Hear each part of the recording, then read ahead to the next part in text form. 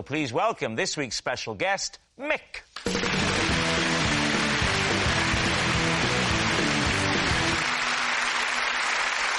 So, Gabby, what is Mick to you?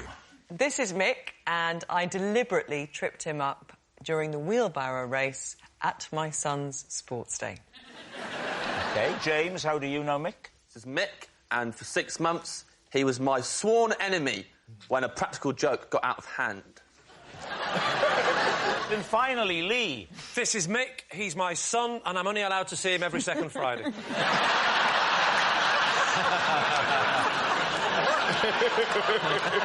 Sorry, no, that's not it. This is Mick. I once took him home from nursery instead of my own son. So there we have it. Is Mick Gabby's cheated child, James's feuding friend, or Lee's traded toddler? David's team, where would you like to begin? Well, Gabby, the wheelbarrow race, you were also a competitor. What was the format of the race, and how did the accident Your happen? classic sports day wheelbarrow race. Child is the wheelbarrow. I was driving my son as a wheelbarrow, and Mick's mum, Barbara, was driving him. And there's always a lot... I feel our family gets a lot of pressure on sports day because my husband was an international rugby player and I did sport. And people always look at us as if they're the ones to beat. You know, I always feel that added dimension of competitiveness. You were a rhythm gymnastic, weren't you? I was a gymnast. Yeah, I think they're looking more at him. Carry on. So we were in the lead, my son and I. And you know, like in your peripheral vision, you can feel somebody coming. And as we got to the turn, they were level with us, and my son's arm buckled, and which is for a wheelbarrow race is a bit of a no-no. So it takes you a couple of seconds to recover. So now we're behind. Quite painful for your son as well. Perhaps that should be the main concern. Classic sports person. Oh, That's a no-no. We need this. We got back level with them, and I'm ashamed, obviously, about what happened next. So I can feel, you know, these horrible thoughts coming into my mind. You know, we could take him out. You know, we could. Wow! Come on, this is why we've been taking all the drugs. And I stood on his hand, and so I know Deliberately. You were thinking we should take him out. So he then slightly buckled. So Which is a no-no. He got himself back into the race, and I decided that I couldn't let us win because that could be construed in some people's eyes as cheating, standing on the opposition's hands. And in some people's eyes, physical assault. So I had to then sabotage us because I couldn't let us win. So I deliberately kind of pushed my son into the ground. So you assaulted 2 children. I kind of just, you know, pretended to trip onto Reuben. So, right. And then his arms buckled, double buckle, which is a no. No. And that meant... Reuben is your boy? Yes, oh gosh, yes, yes, yeah. You know, the one with the face like that. All right, who would you like to speak to next? OK, James. So Mick became your sworn enemy because of a practical joke. That got out of hand. That got out of hand. Yes. So what was the practical joke or prank? First of all, I'll say for the record, before we carry on, I hate this boy. I'm nothing but content for him, and I'm furious he's got on this show. I just think I feel I can only see him every second Friday.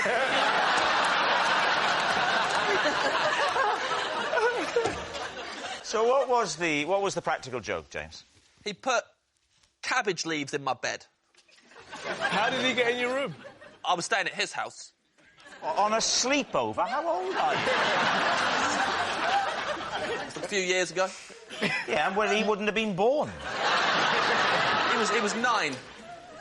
And you were, what, 31? I was, what, 28? 29? And how do you know him? I know his dad. He's his son.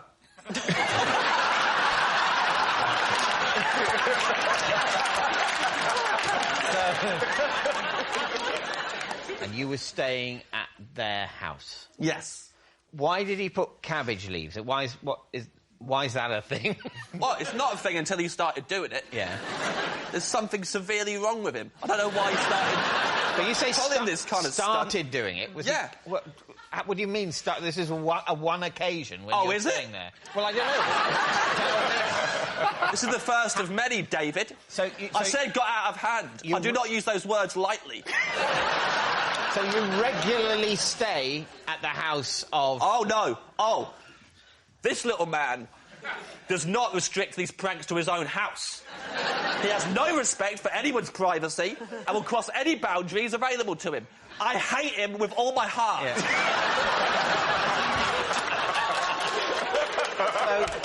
So he initially put cabbage leaves in the bed you were sleeping in when you were staying at his father's. Yes. Right? And then subsequently... Yes. He has followed you and put cabbage leaves in other places you've been sleeping. No. OK? What then? He sent me a cabbage in the post.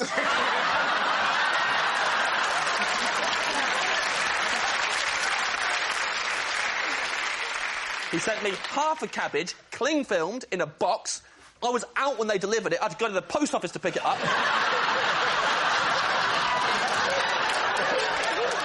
There was a note inside that said, "You got cabbaged again." So he's doing that. Did you, bearing in mind that this is a minor, did you at any... It was a major, as far as I'm concerned. Did you at any point retaliate? Yeah, but it took me 6 months. What did you do? After 6 months of this... Well, but you say 6 months of this. Yeah. What is this? There's the initial cabbage leaves in the bed at his house, and there's the posted half cabbage. Yeah. Anything else? His granddad cabbaged me to my face. What does that mean? He gave me a present. It was all wrapped up nice. I thought it was a nice present. I unwrapped it. It was another half a cabbage wrapped in cling film. Members of the public started cabbaging me. I made the mistake of talking about it on the radio, and then everyone got the idea, and I couldn't turn up to a gig without there being a cabbage hidden somewhere in my dressing room. Well, thank God you're playing safe and not saying it on telly, eh? Yeah.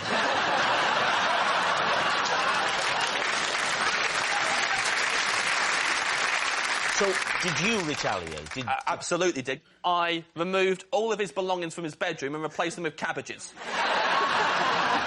That's, I would say, a disproportionate response.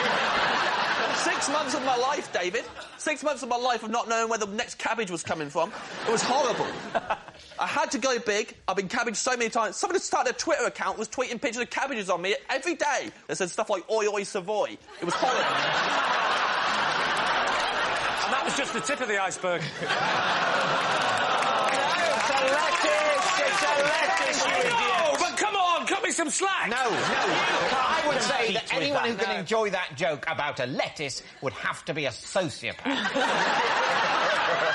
All right, on to Lee. Lee, remind us of your story. This is Mick. I once took him home from nursery instead of my own son. Why did you not recognise your own son by using your eyes and knowing what he looks like? I do recognise my own son. But we had this new pram, and the pram... I put him in the pram. He was very young at the time, because, well, you have to go to nursery. And I put him in the pram. At nursery? No, not a pram, a push They're in a pram when they're sort of tiny. A pushchair, you make one mistake. You say lettuce instead of cabbage. They're on your back. You say pram instead of pushchair. I get to see him every other week. I'm stressed. I put him in the pushchair, and then I got chatting to all the other mums and dads and stuff. Got chatting, turned round. Little did I realise that one of the other parents had exactly the same pushchair, and because he was asleep, I just didn't bother talking to him because I thought he was asleep. Pushed him and got all the way home. Long walk as well, because he goes to school in London and we live in Aberdeen. How long was it before you realised? Probably Glasgow. It was about... believe it or not, preferably do. Yeah, that's very much the question. Believe it or not, it was as I went into the front door and I pushed him towards my wife, who was coming towards me, and she said, "That is not my son." But the other mother would have recognised her child, so let's go to the other mother. Let's go to the other mother. What happened there? So, obviously, I'm not there to see the other mother. Because No, but presumably in the police interview later, you've gone through those details. No, I knew it would be a bit of a nerve-wracking experience, so I thought I'd better play safe and just keep him. And that's what we did. We just ended up bringing up another child. So I got into the house, pushed him into the house. Yeah. My wife said, that's not my son. So I went, oh! I realised immediately what had happened, obviously. I turned round and I raced back to the school very quickly. So I got in just in time for them to go, what are you?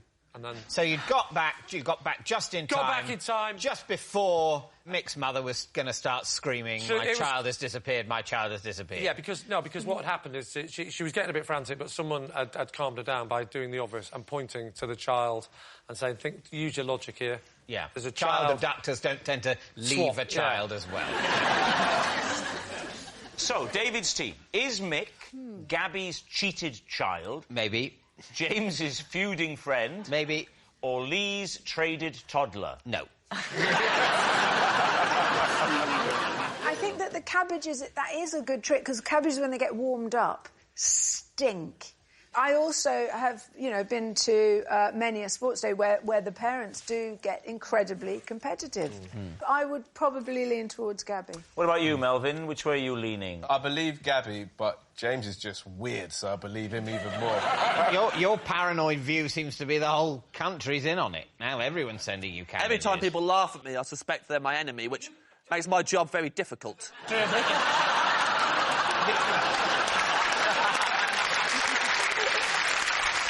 You think Gabby, but James even more. And David thinks it's me, so... Yeah. Oh, I don't know. James. You're going for James. Mick, would you please reveal your true identity? I'm Mick, and I am James's worst enemy.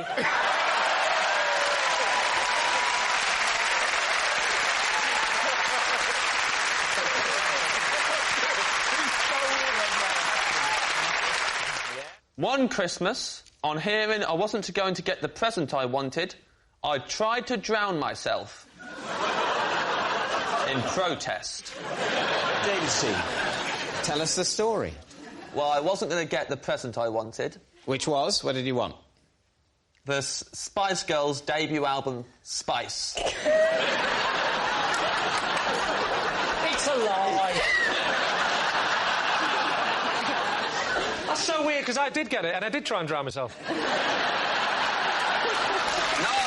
Don't applaud that. It's a great album. How old were you then? I was like 10 or 11. Right. So you wanted the album... No, he really wanted it. Stop right now.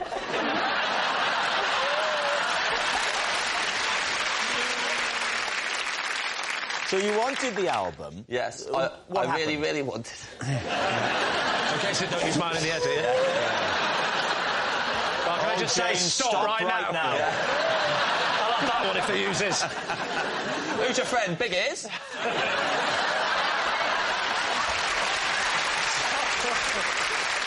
So what happened, James? I wanted the Spice Girls album, Spice. And so did my sister. We'd both been pestering our parents a lot for the album. My father decided he had to tell us before Christmas who was going to get the album or not, because he didn't want an upset on Christmas Day.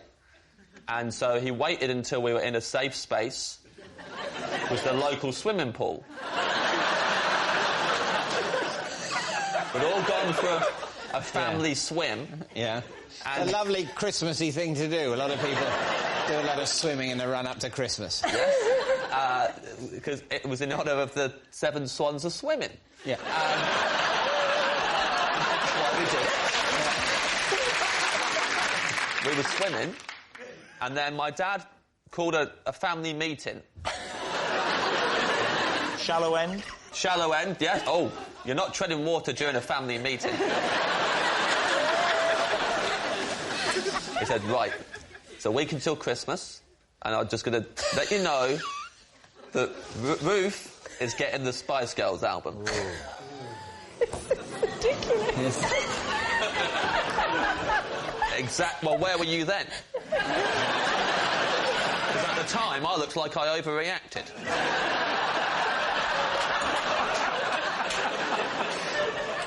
Well, take us through this reaction. Paint a picture of how a young James reacted.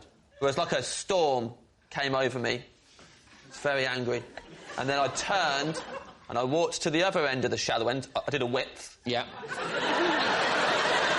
I would have stormed away, but it's very hard.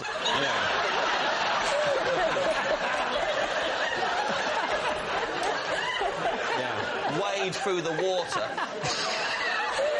You have to say every now and again, I'm really cross.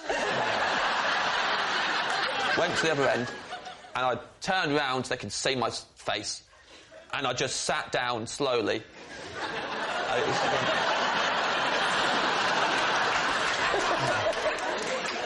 And I was under the water. I went, well, I was thinking this.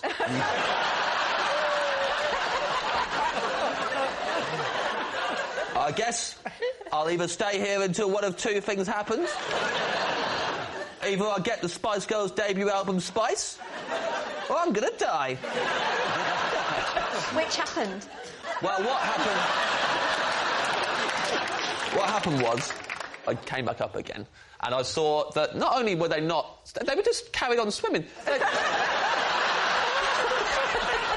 They got always under the water now, and my dad quickly went, problem solved, and they carried on swimming. What are you thinking, Noddy? I just don't think his dad would do that. I think he'd buy 2 albums. Oh, I'm unaware that you knew my father, Noddy.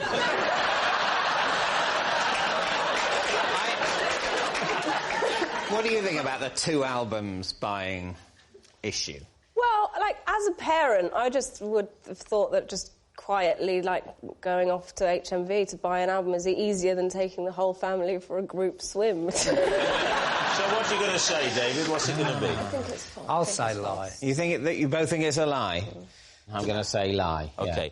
James, were you telling us the truth, or was it a lie? I was telling the truth. I once had to break into my own flat halfway through a haircut. David? Oh, interesting. So, tell us the scenario. I was having a haircut. Where were you having a haircut?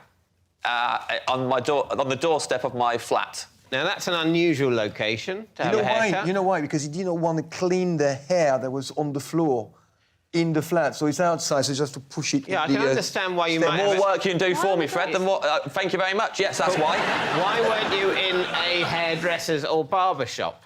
Do you want to take this one, Fred?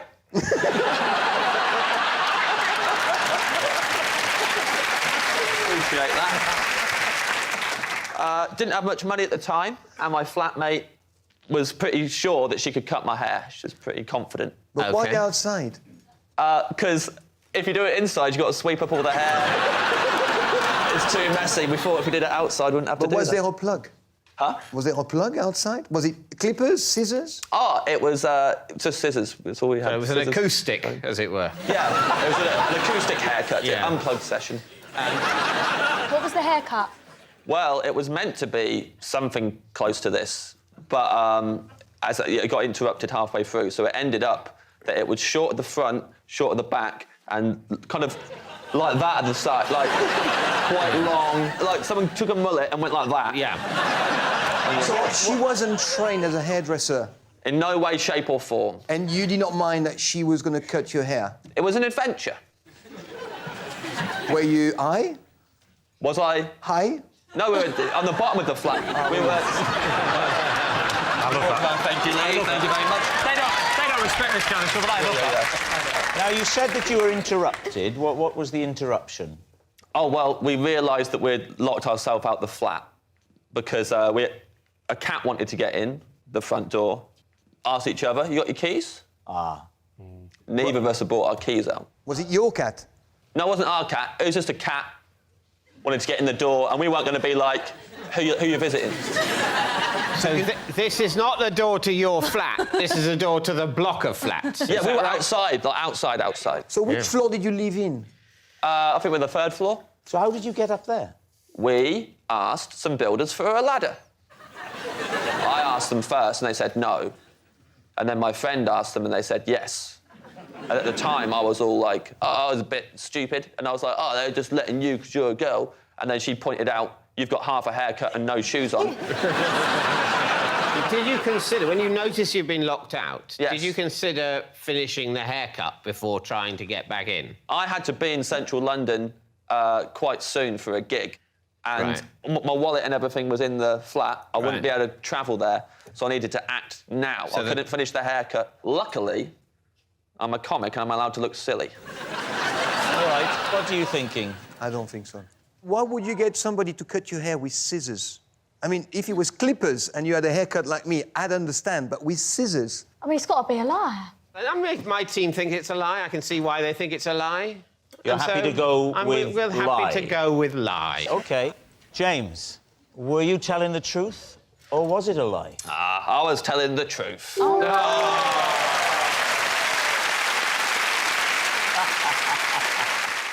I once spent the night in a bush in Basingstoke. David's team. Right. That's a true. Definitely.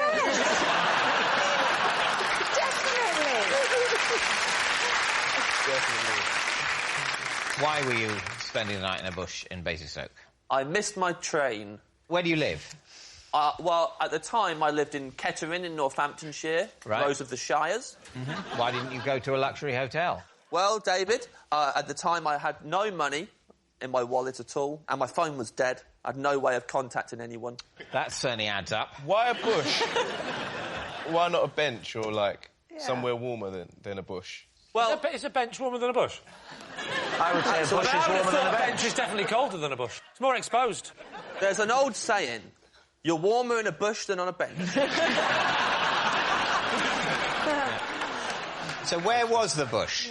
Paint the picture of the local It was right area. in front of the train station. And there was like a little, like, pick-up point for taxis and stuff. And then it went down a little bit to the road.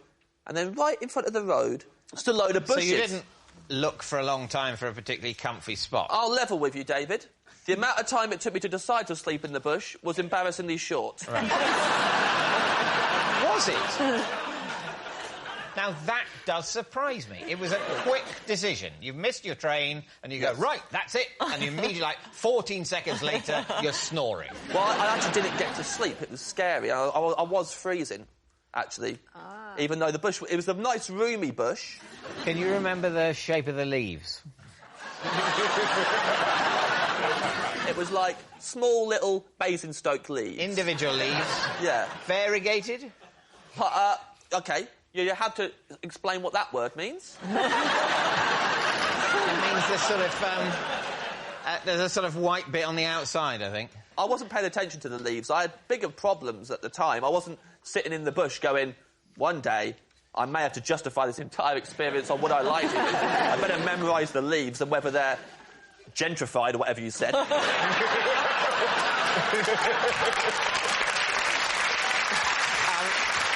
So, James, you've settled down in the bush and you're lying there, but it's cold. Oh, I'm sitting there. Sitting in the bush? Sitting there, cross-legged and cold. I had a T-shirt on. How are you going to go to sleep sitting? I was scared. So I hadn't really... it was Friday night in Basingstoke. There were hoodlums around. And all you had on was a T-shirt? And jeans. And jeans, of course. Yes. I still feel like the bench is warmer. So, did anybody hear you in the bush and come and investigate? At one point they did. At one point some hoodlums stopped outside the bush. They said, you know what we haven't done in a while? We haven't beaten someone up in a while. That's how they speak, David. Bullies speak like that to each other. And I was in the bush, and at the time I was wearing a red dress. What did you say? What? I was wearing a dress by now. Why? You said you're in a T-shirt. Originally I was in a T-shirt, and then I had to put a dress on. Why did you put a dress on? Why? It was cold. Where did you get a dress from? I had it in a bag. Why? I was making a short film, and I had to buy the wardrobe for the cast. You're in the bush. The hoodlums had moved on. They didn't beat you up. I tricked them. I put the bag over my head. You seriously put the bag over your head? Yeah. Put yourself in my shoes. They're saying they want to beat someone up. If they look down and see me wearing a dress, it'll be like Christmas. So, I put the bag over my head, and now if they look down, they'll think someone's left a bag and a dismembered body in a bush. People at home Don't put bags on your heads. No. Let's go back to the temperature of this bush now. You said you went into the dress for warmth, but surely the jeans and the T-shirt were warmer than the dress. There's a lot of ventilation. I think he said he put the dress on over. I don't think he took the jeans and the T-shirt. It was double. Yeah, no, but he didn't slip out of the jeans and the T-shirt. Fold them up nicely at the side and then get the dress and put it on and go, oh, I look wonderful. He wasn't doing that. Oh, right. By the end of the night, he's wearing the jeans, the T-shirt, the dress, and the bag. May I just say, it's lucky this didn't happen to Melvin, because if so, he'd have been on a bench wearing a dress and nothing else.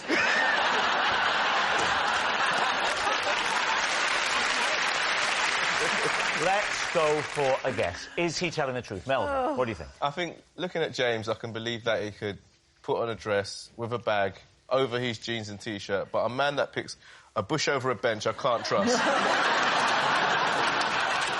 So on that basis, it's a lie. Oh. Faye. I've got to absolutely say it's true. I'm believing every element, really. I'm going to go true. True. Yeah. You're saying true. Right. James, was it true or was it a lie? It's true. So please welcome this week's special guest, Jerry.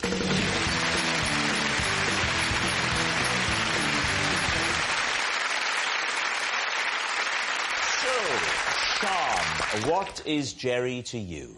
This is Jerry, and he was the policeman who came to investigate when I was heard screaming during a Christmas game of Twister. Right, Sian's concerned copper. James, how do you know Jerry? This is Jerry. He's the fireman who every Boxing Day soaks me with water during a festive game of squirt.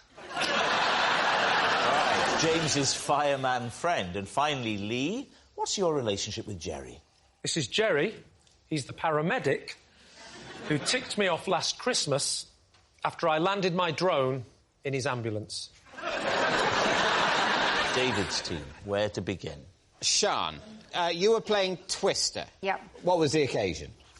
It was in between Christmas and New Year, and me and my family had gone away and rented a cottage. And why did you scream? Because I think I had my left hand on red and right foot on green. Tricky. And we'd all had a few drinks, and... What was the time? What time of day?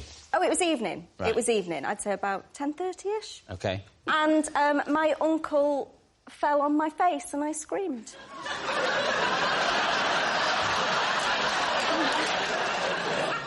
And you would scream, wouldn't you? You would scream. Was he a friendly uncle? Very friendly. If you've been affected by any of the issues raised in tonight's show, there is a website you can visit. It wasn't a horrific scream. It was fun. I was having fun. I was just a bit hysterical. Could you reproduce it, Sian? Could an actress of your stature reproduce it for us now? Imagine Lee is this uncle who's a little too friendly. You're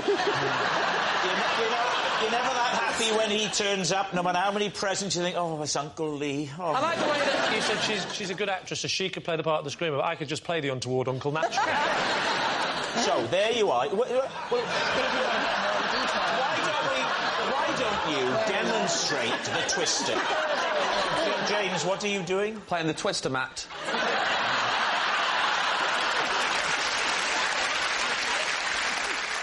It wasn't a scary scream. It was like a... because I was having fun scream. How did the neighbour next door hear it, if it was just a little scream? Did the uncle let out anything as well? Did he... certainly did not. So what happens then? So suddenly there's a knock on the door. Yeah. And what happens when Jerry arrives? Well, we're all just having fun at this point. We've all had a few drinks. We all invite Jerry in, see if Jerry wants a sherry. He was really lovely about it. Right. So is there a police station in this village? And they're all on duty at Christmas week, well, there's always got to be a policeman on duty. Somewhere. To look out for madmen like you pushing donkeys down lanes. Now, what about James? OK, James. Just remind us, James, what it was that you said. Jerry is the fireman who every Boxing Day soaks me with water during a festive game of squirt. Oh. OK. What's going on? Squirt is a game. Is it? Yeah. 2 teams of firemen. OK, so that's... For a game of squirt, the first thing you need is 2 teams of fire.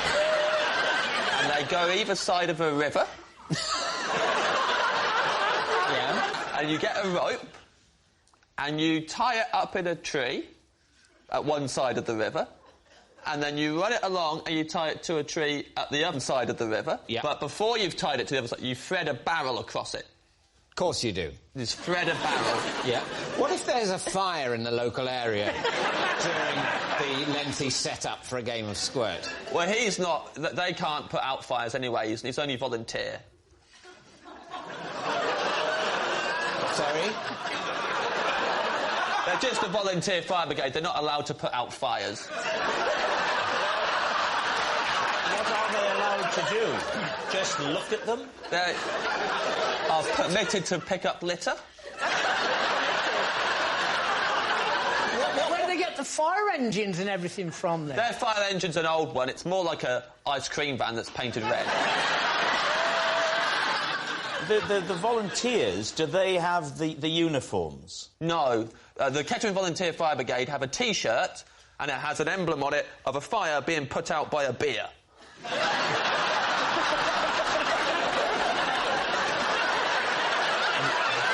Talk us through the rules of squirt. OK.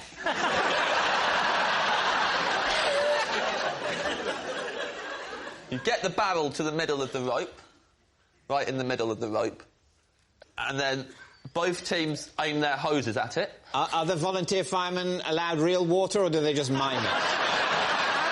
No, they're allowed water, they just can't aim it at a fire. OK. If there was a fire, they would have to turn the hose off. Right.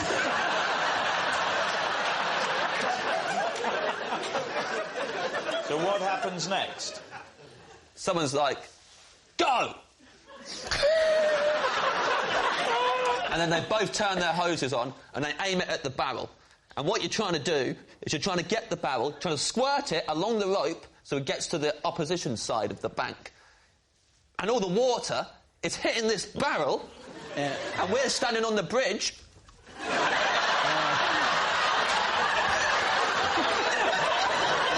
Getting soaked. Yeah. And then you walk home going, good squirt this year. Right, now then, what about Lee? How did you come to land the drone in Jerry's ambulance? We have this really weird tradition in our house where we like to keep dry. And so I thought, what I'll do is I'll fly my drone, but I'll stay in the house. And the window was open, and I thought... The window was open because it was a very hot Boxing Day. The window was open. The window was open because my wife always has the heat on very high over Christmas, and I'm not a fan of radiators, so I opened the window. Yeah. And I was practising in the bedroom, and I thought, I'm so in control of this, rather than go downstairs and fly it, I'm just going to go straight out the window. Was the drone a Christmas present? The drone was a Christmas present, correct. Who gave you a drone for Christmas? Not you, because you got me nothing. Yeah. It was my wife. Your wife got you... It's a very romantic present. A drone. She's heard me say it to her a lot during the year. Drone. Why was there an ambulance there? Had your wife called it as a precautionary measure? The ambulance was actually the house over the road, and as I was flying the drone, I looked over, and a man was carried out on a stretcher. And I think, can't quite see what's going on, but I thought I'll have a little look at that. And my drone has a camera attached to it, so I fly my drone over. That's getting closer and closer. You know, I'm getting quite a good... It can help, I think, when someone's just had a heart attack or something. Something shocking or strange can really helps them really get it together. I thought so. And so I was watching it and I thought, this is interesting. And then he gets put in the back of the ambulance and the doors stay open and Jerry goes in the back. I think, I'll have a little look, see what's going on. So I get a bit closer. And now I'm hovering just outside the back doors. Yeah. And I pushed forward a little bit too much. And the drone went straight into the back of the ambulance, striking Jerry on the back. This presumably hurt Jerry because the rotors of a drone are very fast. Yeah, it was a good 3 or 4 inches taller than this last year.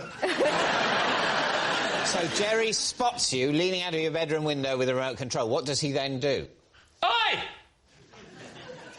I said, give me my drone back! I can't really repeat what he said on television Okay, he swore. because... No, he's French and I don't understand French. All right, we need an answer. So, David's team. Is Jerry Sean's concerned copper, James's fireman friend, or Lee's peeved paramedic? Oh, I don't. I mean... I think it's James's. You think it's James's? Yeah. I think it's Sean. I mean, I think we're agreed Lee is lying. Yeah. The question is it James or Sean? I think it's a mate of James's from the pub who was a volunteer fireman. I'm not happy about this. Because my instinct is that James is telling the truth. Right. But I know what that's saying publicly. I know what I am then believing. I'm believing a game that is played across a river between volunteer firemen with a souped-up ice cream van and squirting a barrel in which the locals come and stand and watch in just the place where they get splattered with water. What's it going to be? I think it's James. You're going to go with James? Yeah. Go on, Jerry, I'm saying it's James. would you please reveal your true identity? I'm Jerry, and I'm a volunteer fireman who soaks drains in Boston Road. Hello, Jerry. Yes, Jerry is James's fireman friend. Thank you very much, Jerry. Please welcome this week's special guest, Jake.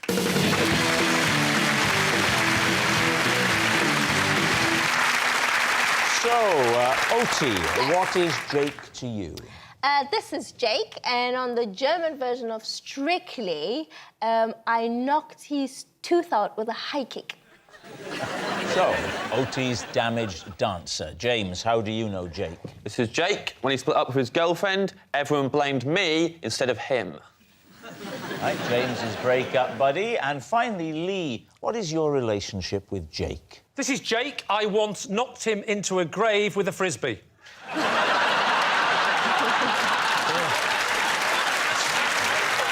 So there we have it. Oti's damaged dancer, James's break-up buddy, or Lee's frisbeed friend. David's team, where to begin? OK, so why were you on German Strictly? Oh, so I live in Germany, and that's where the UK version found me.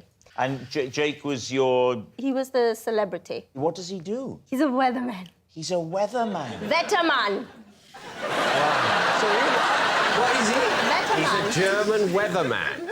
But he's very talented because he's a weatherman. I mean, this is difficult to do. Well, and he can dance. I have a lot of admiration for the weatherman and weatherwomen. Yeah, but that's all you're doing is showing people to tables. It probably looks really skillful.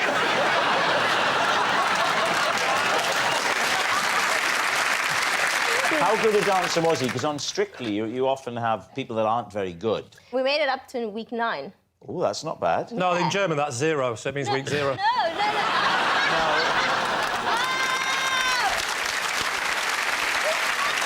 Nine means it's close enough, Rob. It's close enough as a joke. 9 does not mean 0. It means week no, OK? No, just let it go. No, because the joke doesn't work. Well, I think you'll find that all us lot disagree.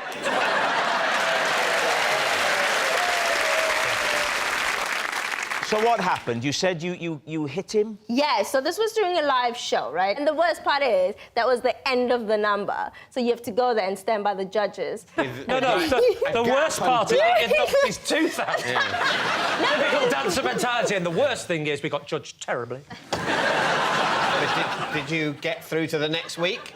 Yeah, it's Germany. They vote. Germany have got a terrible history for voting for the wrong person, don't they? Yeah. Why is that an ooh? Surely you would agree with that. Yeah. Why is that contentious? No, is that a room splitter? Yeah. Oh, no, we liked Adolf Hitler. Are you all right? Yeah, I'm just contemplating the rise of fascism. What about James? James, what's the scenario?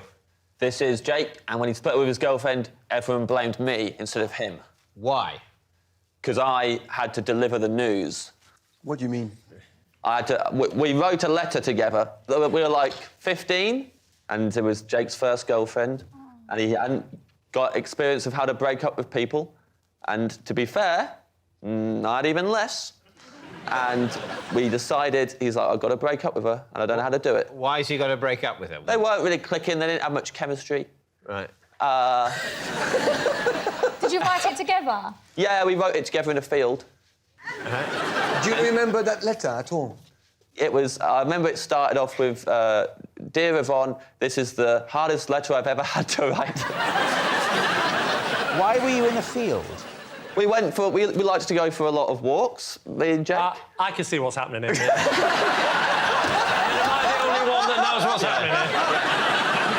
Why didn't he write it on his own? Why you? Because I think he was worried he would say the wrong thing, and so we tried to, like... So he wanted to make sure? Yeah, it's like, maybe we can work on it together, and we sat down in the field and we wrote this letter. And can you remember more of the text? I know that it didn't really drop the bombshell until a little bit in, because I remember when I gave it to her, to begin with, she was very excited to receive a letter from Jake, and then she was going through... Did you stand there while she was reading the letter? Yeah. You stood there? Well, I just stand there. So she was in my form.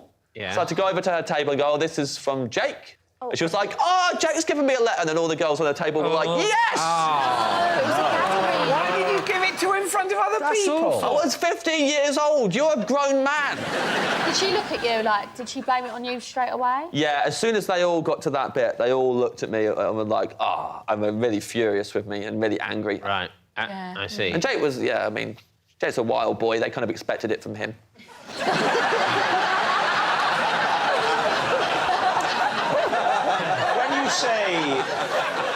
When you say wild, what exactly do you mean? He went through a phase when he used to jump in the school long jump pit naked. He played Mr. Hyde in a play and licked a girl's face. I was in a band with him. Really? Yeah, he was a keyboard player, but he couldn't play keyboard, so we turned it all the way down. Then we chucked him out the band and he smashed his keyboard up in the woods. He really is a wild man. All right. Now, what about Lee? So, Lee, what's this grave frisbee Just remind us, Lee. This is Jake, and I once knocked him into a grave with a frisbee.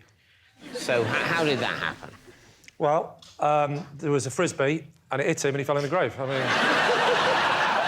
What do you need to know, David? Were you in a cemetery? I was just on the edge of a cemetery. I was on the other side of a wall of a cemetery. Mm-hmm. And so, what were you playing with? A friend? Kids? I find frisbee on my own quite hard. I know what you're thinking of. You're thinking of this is Jake, and I once hit him with a boomerang, and he fell into a grave. So, who were you playing frisbee with? With my son. And how high was the wall of this cemetery? It was about... it's quite low. It was about 3 foot, 4 foot. Just a very, very low wall. In French? No, it was in the countryside in England. No, because 3 foot, 4 foot is what in French? I don't know. It is 4 foot. No, sorry, it's 4 foot. What was he doing in the cemetery? What was he doing? Yeah. He was actually the grave digger. Look at his face. Of course I'm telling the truth. I say grave digger, I mean body snatcher. Right. Why were you there? Were you on holiday? I just was having a day out to some church my wife wanted to see. So my wife and my son and me, we went off.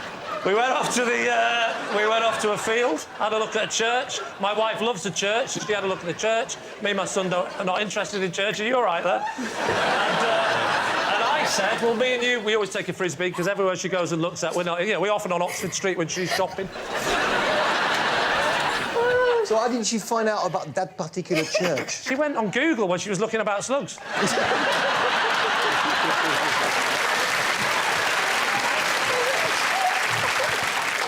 So how did he fall in the grave? Because he was looking at his hole. The hole he just dug, and he obviously just finished. He was very proud. It's a 6-foot hole. It takes a long time to dig a 6-foot hole. Trust me, I know. I've buried a few. And he's looking down, thinking, I finally finished. But as luck would have it, my son missed it, went over his head, hit him on the back of the knee, and he's gone straight in. OK. How did you know he fell into the grave?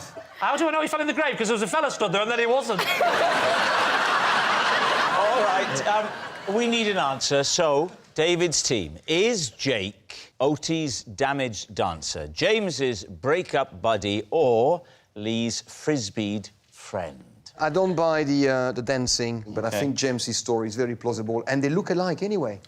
That's not a rule. They're not claiming to be brothers, they're claiming to be friends. Well, you have to have a reason. That's my reason. There you go. What are you thinking, Danny? James. I really believe this story. Yeah. David? Yeah, I think probably James. Oh, OK. There's no doubt within your team, David. There's no doubt. We think we know, and which is absurd, because, of course, we don't. But, you know... Jake, would you please reveal your true identity? I'm Jake, and James helped me break up with my girlfriend. Yes, Jake is James's breakup buddy. Thank you very much, Jake.